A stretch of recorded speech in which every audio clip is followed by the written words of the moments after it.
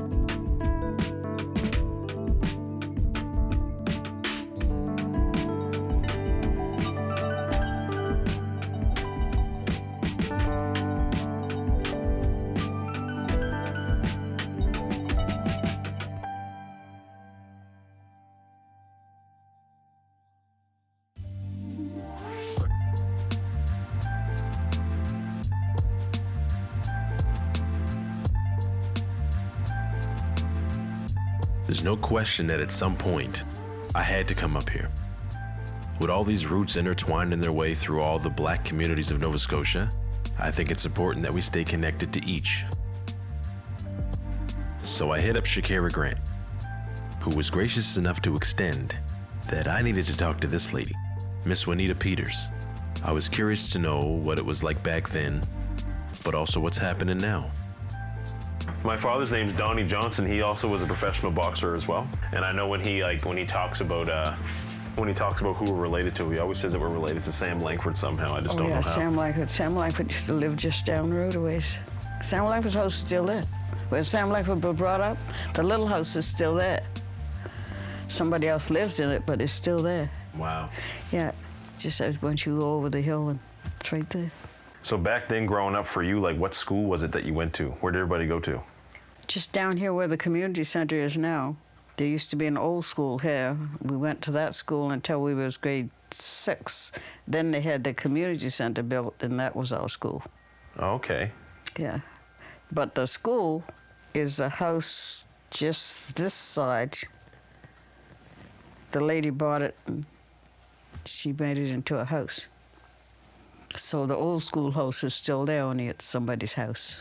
The Sam Langford Community Center used to be the school. Yeah, that was our school. And then at a certain time it changed, it turned into the Sam Langford Community Center. Yeah, I think in sometime in the 60s, I wasn't here, I was gone by then, but sometime in the 60s, they took everybody to town and called it Sam Langford, and they got money somehow or other through sampling it for people that knew Sam Langford and that.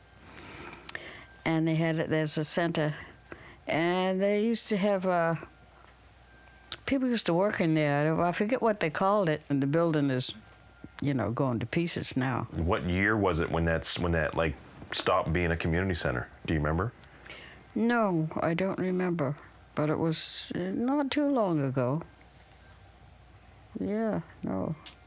Yeah, because it was a community center when we moved here in the 75, 80.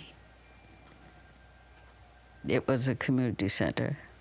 And they used to have lots of things going there because the kids used to go there and play games in the afternoon, like in the summertime. They had like a pool table downstairs and that. And, so, somebody would always go, some older folks would always go and be there while the kids were there. And One Indian Falls used to have concerts there. Really? Yeah, they used to. They had themselves a little club, and they would have concerts, and they would have Mother's Day dinner, and they would have all sorts of things.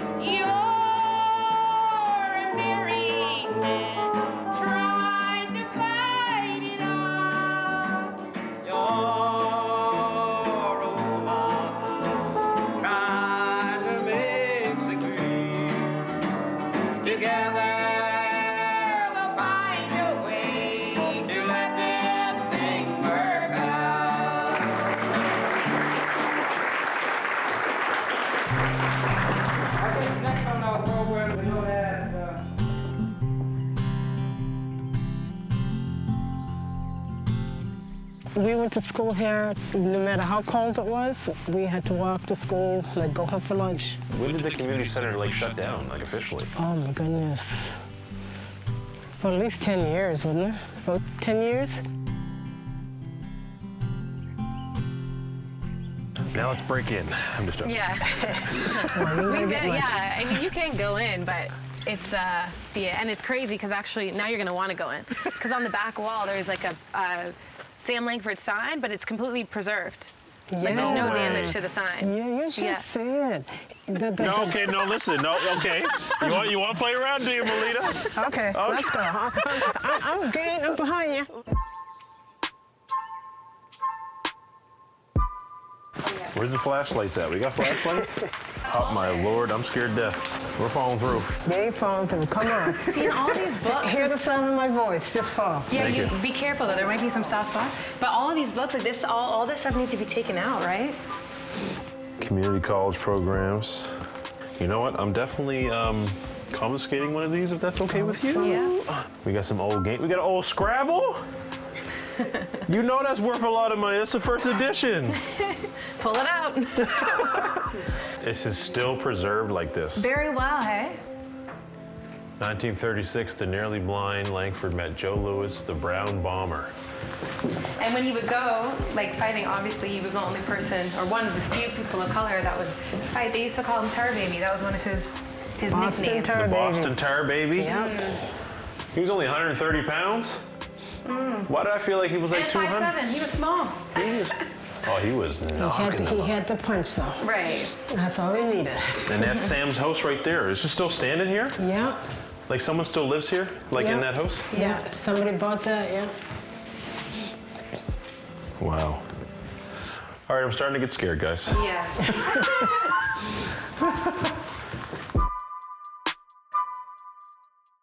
So how long has your family been in this house? In this house, I was 5, so 80 years we've been in this house. But we've been on the land for like over 85. Wow. Because I was born in a little house just out there. And we moved in here when I was 5 years old. My father passed away in 79, 80, and then she died in 96. What was your mother's name? My mother's name was Muriel, but everybody knew her as Mamie. Mamie. Everybody knew her as Mamie, but her name was Muriel. Your father's name, what was his name? His name was Carl. Carl? Carl Jarvis, yeah. Carl Jarvis. Yeah, he's right up there on that. This is him right here? That's him, yeah. That's him right there. That's And during the war. That's his ration book and his pay book. And everybody had a ration book then, even the kids. A ration book? What was that? Like, what was a ration book? It was a little book with little coupons in it. And when you went to the store, if you was getting like molasses or sugar or whatever, you had to give the storekeeper that coupon. That little pink book, that's what it was. That's the coupon book. And everybody, the man, the woman, the kids had, like, the big people would have like tea and coffee in their ration book, but the kids would have milk and stuff like that in there. Like during the war, you couldn't go in the store and buy candy. Kids couldn't have candy like they do now. Because the only time you could buy candy is if you was putting it in a box for overseas. Because my father came home, he went to the store and he wanted 2 boxwood shortening because they wanted to make it pie. And the man said, no, we're only allowed to give you one. And the lady came in, she was in the war, and she says, he was over there working for everybody, and now he's home and you telling me you can't have it. Go get that man what he wants. If he wants 3, you go get 3. And the man in the store looked at him, okay. He wasn't good.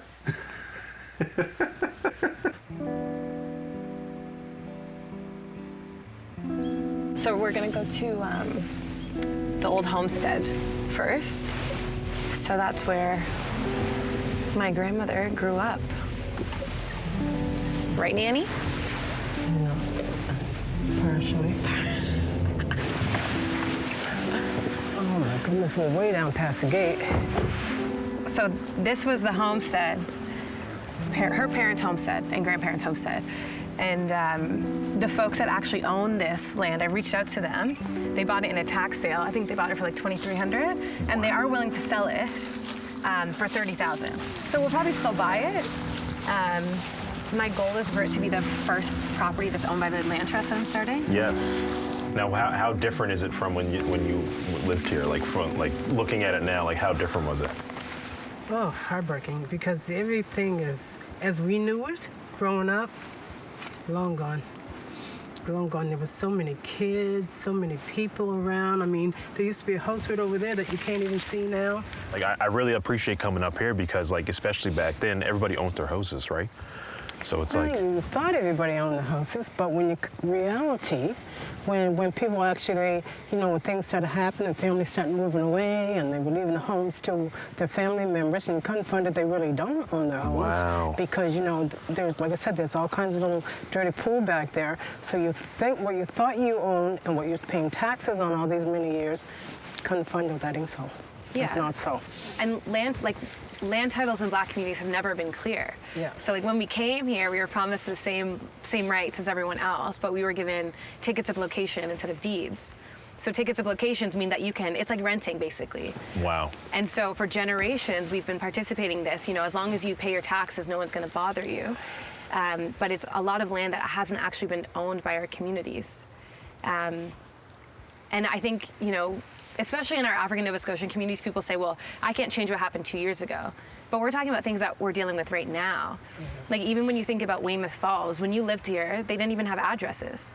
Yeah. So imagine if a property goes up for tax sale now, how would you even know it's yours? There was never, they didn't give us addresses when these communities were actually. We had box 4, box 172, box 70, stuff like that, right? So you really didn't have a street number. Mm-hmm. You just had a mailbox number. Right, and so I told you this address for the first time probably, what, a year ago? Yeah.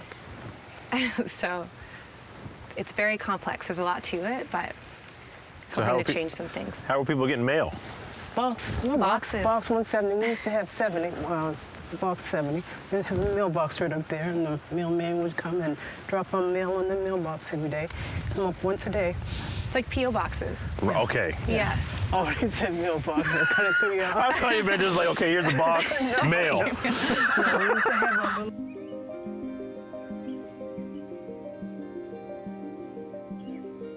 So land trust started in Albany, Georgia by Black communities. The first ever land trust in North America was called New Communities, Inc., and they still operate.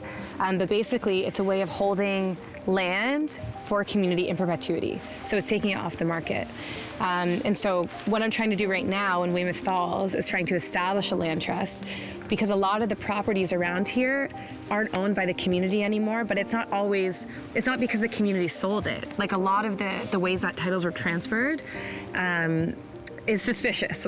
Let's leave it there. Yeah. So even this land, like my grandmother watched, once this land left the family again, the way that happened is questionable to begin with, but she watched for years, newspaper clippings, trying to see if it went up for tax sales, and she has all the newspaper articles.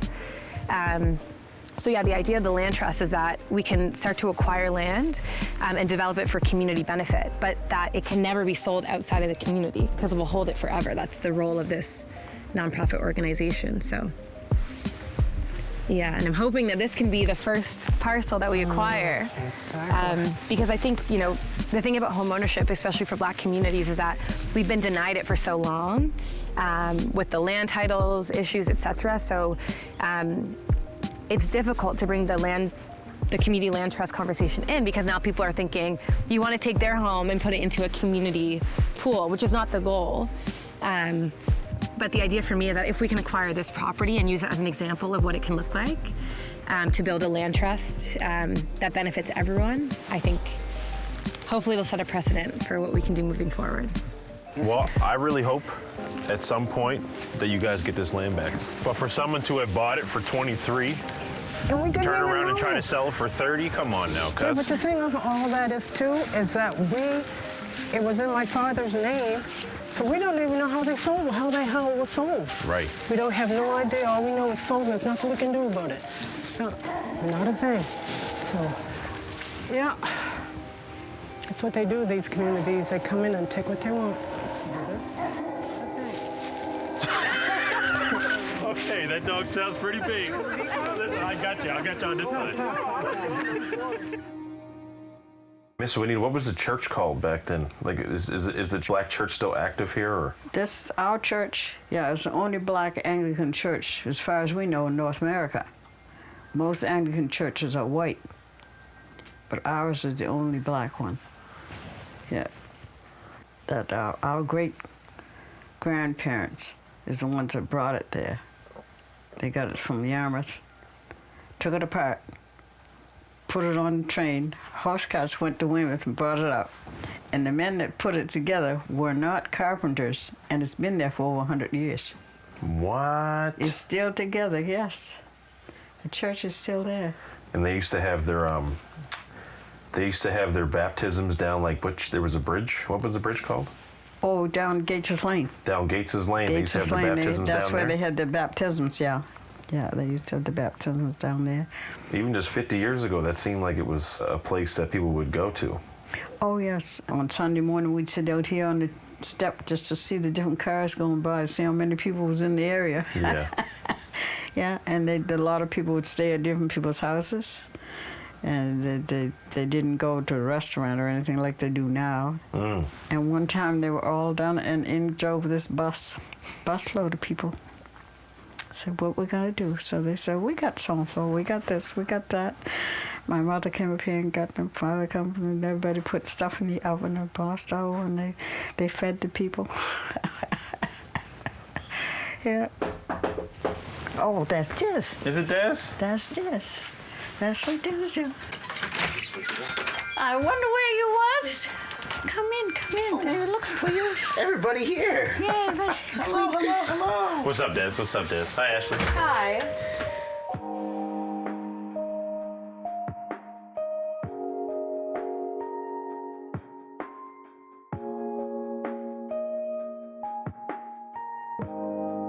So who are these? Who are these? Oh, that's my children. That's Eldon, that's Cheryl, and that's June. Look at June. Look at that braid. She always talks about, oh, Mom, that braid. That braid. The braid's like this. Look. She always talks about that braid. Yeah.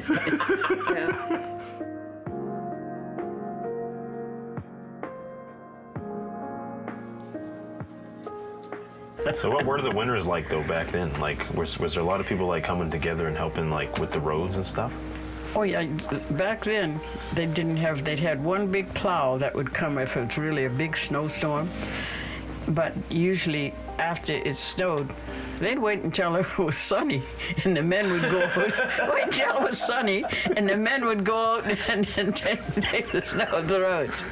Because see, it wasn't that many cars then.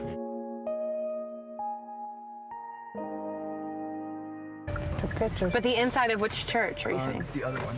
Okay. I want to take this. Yeah, you can just kind of park how you want here. I don't know why it has to be so bloody cold.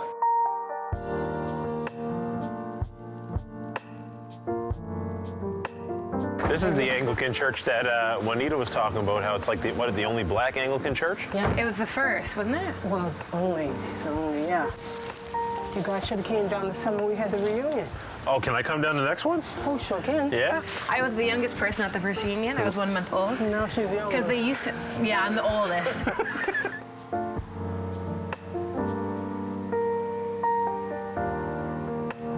Have you ever heard of a documentary called 7 Shades of Pale? Yeah. Yes. You watched that? Yeah. You seen that? Yeah. I was just like, and just that, I think that what it came out in like 1970-ish. Just Yeah. then, like everything was kind of still vibrant back then, and just even from then until now, you can kind of see the big changes, right? Yeah. And It's- Colbert. My cousin's in there with a big afro. Colbert, the part where someone, like there's a young guy getting his hair braided and they're talking, she's That's- doing a mess on his head. He said, my head still hurts. He was taking it like a champ, though. Right. That's all you heard was, and she was putting grease in there Right. too. I was like, wait a minute, that shouldn't have been sounding like that.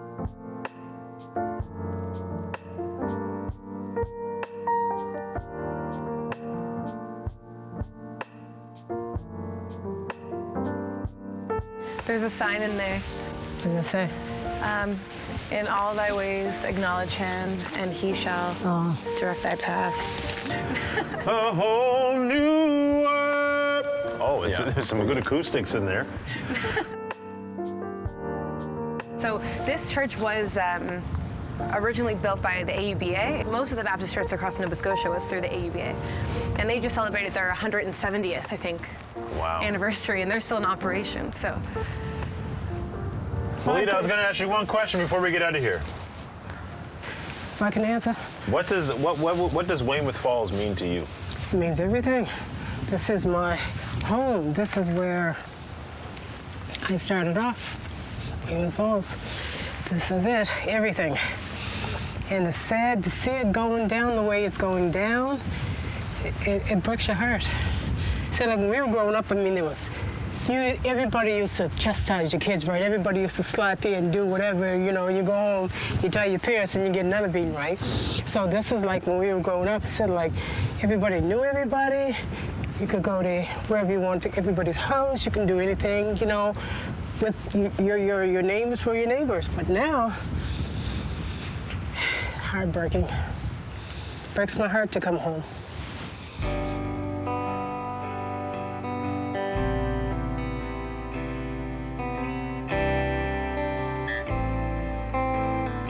What about you, Shakira? What's Weymouth Falls mean to you? I think for me, I always say that, you know, when I was a kid, I never wanted to come here. Like my mom used to force me to come to the reunions. And my phrase was always, you know, there's not even a Tim Hortons, why are we going there?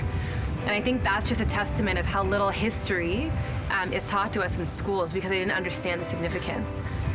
So for me now, I think it's all about our cultural preservation because really African Nova Scotian history is under attack, like constantly, and it has been for 2 years.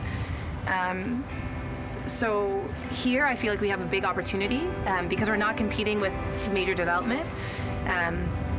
It's a major de-investment, this community, and so we have the chance now to reimagine what a community can look like and build it the way we want to see it built. So that's what I'm trying to do.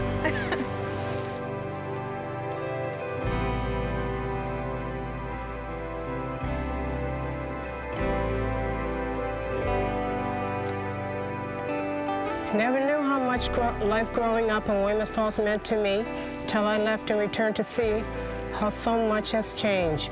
But Weymouth Falls is in my blood and heart and will always be my home.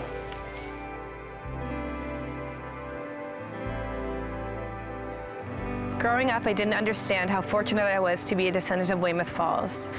I'm so grateful to the people in this community and the generations before me who did everything in their power to steward this land and make sure it wouldn't be forgotten. I am honored to carry on this legacy and will never forget where my roots are.